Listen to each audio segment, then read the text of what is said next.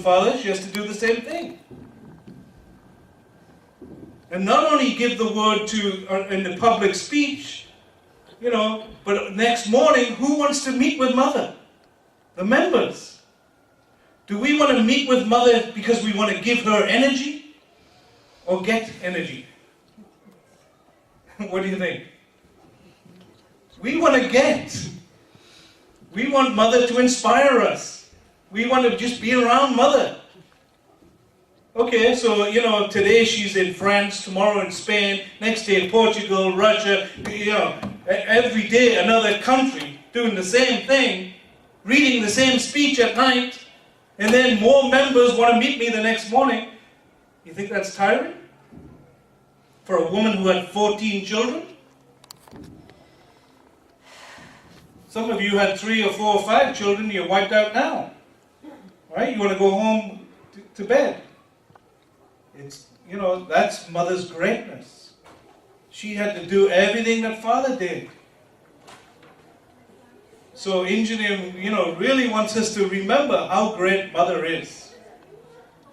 That she is that kind of person.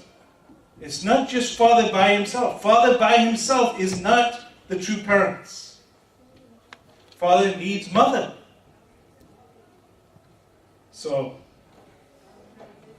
can I just add one thing? I heard too that, father only sleeps 1 or 2 hours a night, so does mother.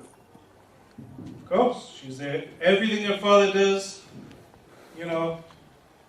mother's doing the same thing. Amazing. So we have to keep that in mind. Also, Father declared the age of women. But he declared the age of women, but actually there were still very few or no women leaders in our church. Do you know Ingenim was appointed as a minister in the church by Father? She's the only one ever ordained as a minister in our church. Do you know when she was ordained? 3 years ago. Not 3 years ago. February 5th, 1995. 1995. Father ordained her. He gave her the title Chuk Saja, I think, something like that, which means minister. She was ordained after she graduated from Harvard Divinity School. She's the only one that Father's ever directly ordained. But what happened in 1995? She's now ordained as the minister. She said the leaders, men, didn't want her. They didn't want her as the leader. So, and so she decided to go and raise her children. The church doesn't want me, I'm going to raise up my children. And she took a lot of criticism for that. And many people said to Father, Ingenim left the church. She left the church. She's living in Boston. She doesn't come to, the pledge service and things going on. She left the church. So one morning, early in the morning, Father and Mother drove to Ingenim's house in Boston.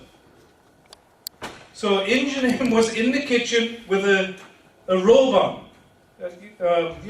over her pajamas.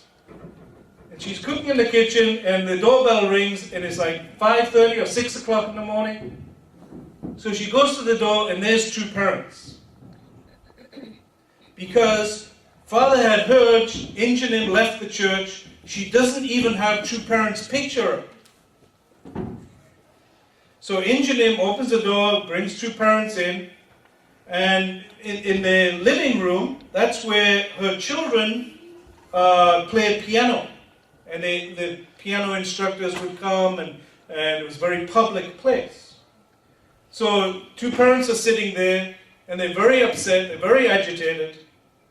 And so Father's giving Ingenim a lecturing to her, about the value of true parents.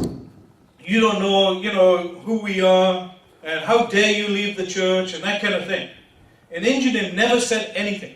She just listened. And Father went on and on, giving a lecture. And then finally, at some point, True Mother went to the bathroom.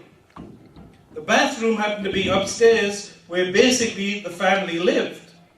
She went upstairs to the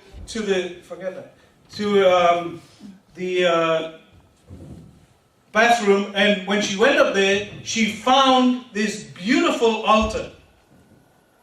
And with True Parents' picture, and picture of her children with True Parents, and really, you could tell it was a very nice altar, a place of prayer. Mother found this. So Mother came back down, and she whispered into Father's ear what she found. So Father, okay. Let's go. So Father getting ready to go, they're going out the door, and Father turned to Ingenim, and he said to her, "You are a fearful woman." The meaning of that is, you're fearful means, I was attacking you, and you never said anything. You never tried to excuse. You never said, "Hey, why don't you go take a look upstairs and see what we do?" And she never said anything. She just accepted it. So Father said, "You are a fearful woman," meaning you have power. Because you have that kind of faith.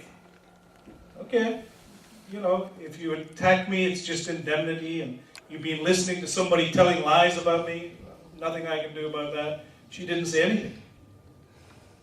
But, Father got the message of who Ingenim really is. And then, over the years, when Ingenim was raising her children, you think Father cannot see the quality of her children? Her children are brilliant. Her children also are very humble. They're very approachable. They're not arrogant. They're not, wow, you went to Harvard and we are classical pianists. Not like that at all. They're really down to earth and humble and beautiful people. So, when Father appointed Ingenim to be head of HSA in America, he gave instructions to Ingenim. Do for the American blessed children what you have done with your own children. Do the same thing that you've done with your own children. That means Father recognizes what she's done and now wants her to do that for all blessed children. What did she do? What is her idea with her children? She wants them to be internally and externally excellent. That's what she keeps telling them over and over and over again. You have to be internally and externally brilliant and shine. Many of our kids over the years, blessed children, have often made a decision. They're going to pursue internal or external excellence. It's very difficult to do both.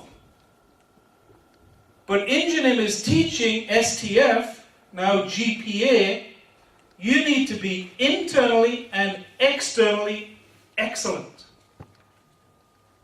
External excellence means go to the best possible education you can get.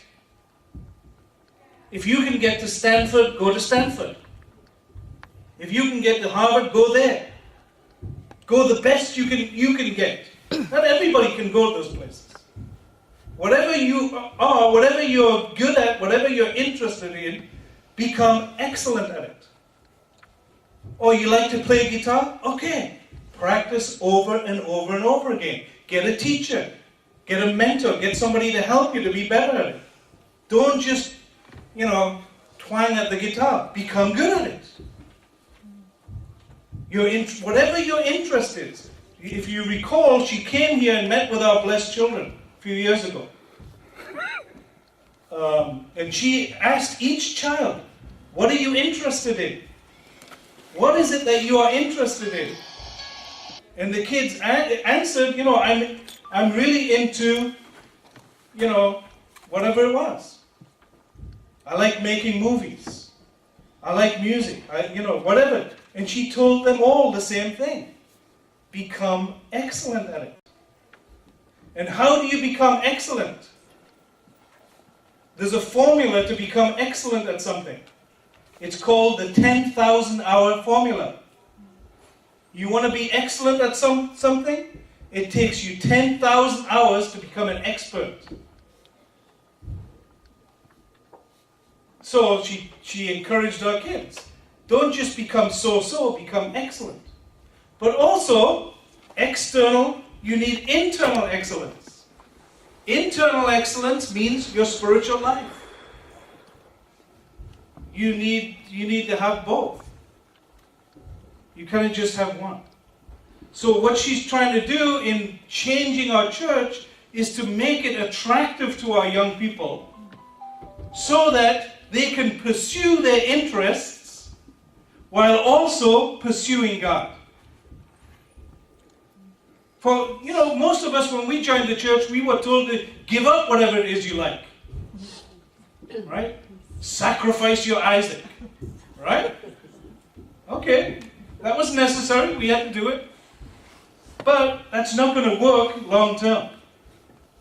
She wants our kids to be internally and externally excellent. I wish she had to become this position 10 years ago. That's what I wish. But, okay, better late than never. So what she's doing is she's pursuing how to raise up the next generation of blessed children to be internally and externally excellent. Never doubt her motivation. Don't ever doubt her motivation is that.